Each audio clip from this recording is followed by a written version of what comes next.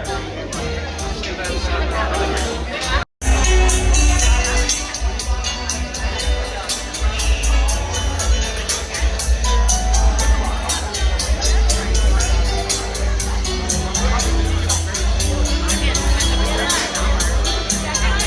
next,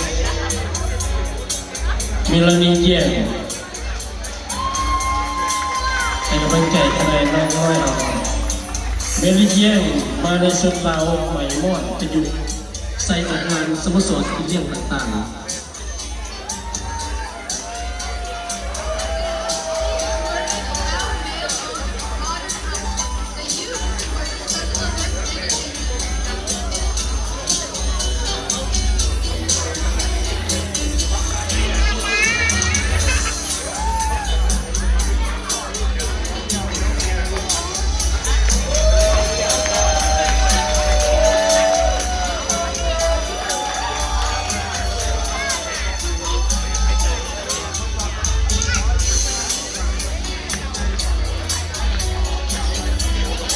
ขอบใจตัวที่3ได้แก่น้องวีเวียน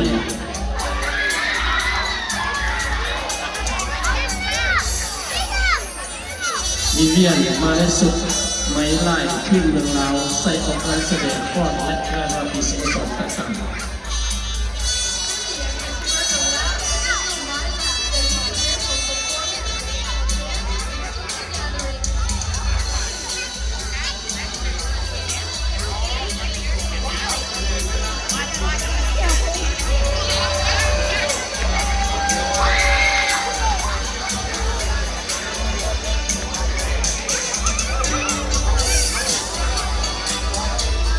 เข้าใจต่อไปได้แก่น้องแคชแยม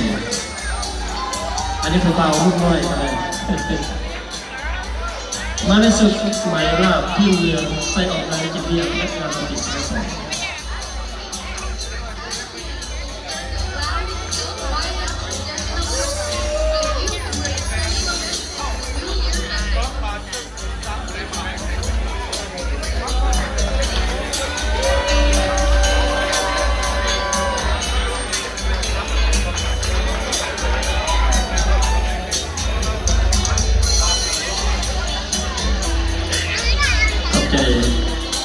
น้องคนที่5เป็นเก่งแอริยาเมโล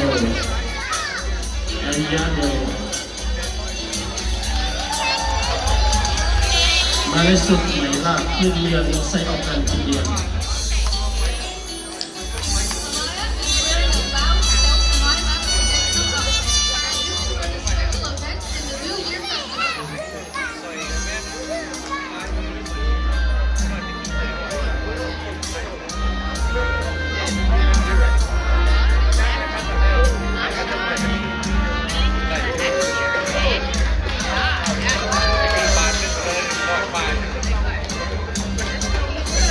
ขอบใจน้องผู้ที่6ได้แก่วินเย็นมาในสุดเขาโม่ลาวลุงออกงานสังสรรค์และกิจเลี้ยงต่างๆ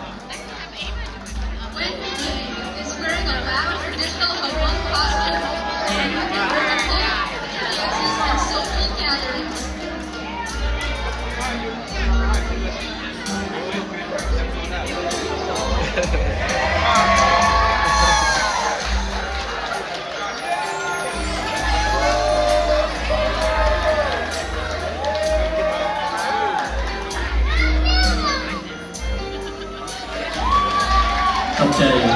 น้องคนที่เกียรติได้แก่น้องเอมิยาชวนอันนี้เป็นสาวโบนเลยนะคุณ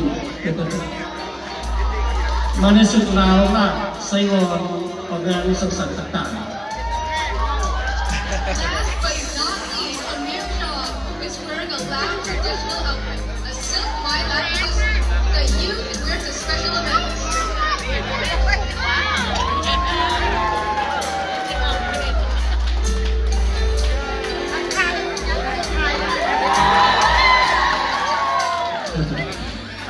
อีกน้อยวันนี้ก็จะเป็นผู้ใหญ่ในเมืองข้างหน้าอะไรอันนี้เป็นแสดงว่า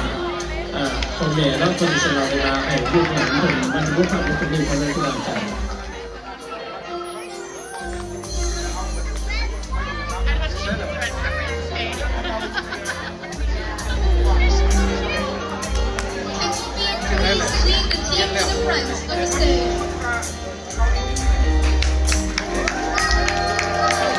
ขอเสียงปรบมือให้แกหลังน้อยแสดงเนาะให้กำลังใจ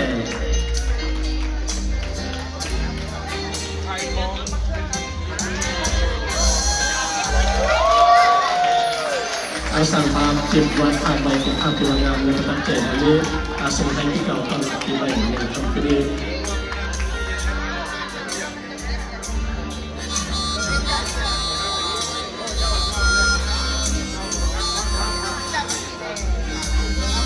ก็ไปลงอาจารย์สอนในรัฐในเก็บ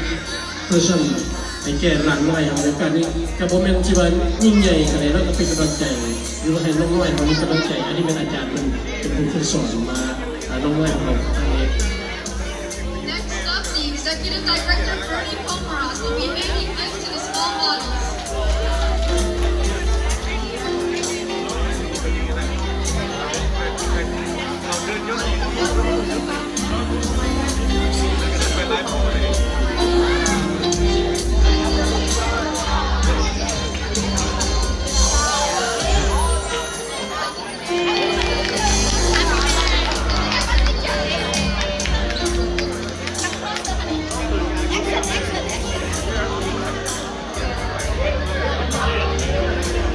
เป็นผู้กำลังน้อยเป็นผู้เก่งเป็นสูงผู้ใหญ่ผู้ทอง